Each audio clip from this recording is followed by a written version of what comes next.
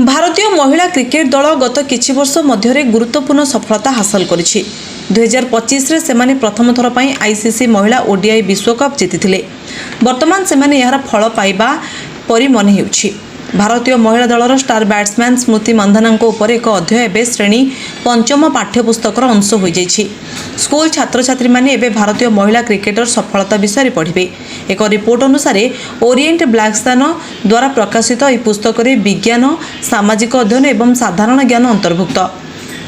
स्मृति मंधाना को वर्तमान भारतर सबुठारु प्रतिभावान महिला क्रिकेटर मध्यरु जणे बोली विवेचना करा जाय। से गत वर्ष प्रथम ओडीआई विश्वकप जीति इतिहास रचिथिबा भारतीय महिला दलर अंश थिले।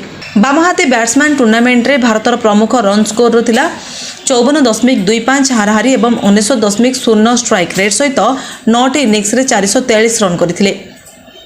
स्मृति मंधाना उपर यह पंचम श्रेणी अध्याय जड़े बालकर कहानी वर्णना करे जी तांको पितामाता ठारू भारतीय महिला दल ओपेनर ऐतिहासिक विषय शिखे। यह अध्याय बामहाती बैट्समैन अंतर्जातीय क्रिकेटर भाव में सफलता, महिला बिग बैश लीग सहित संपृक्ति एवं पारिवारिक पृष्ठभूमि विषय आलोचना करा जायछि।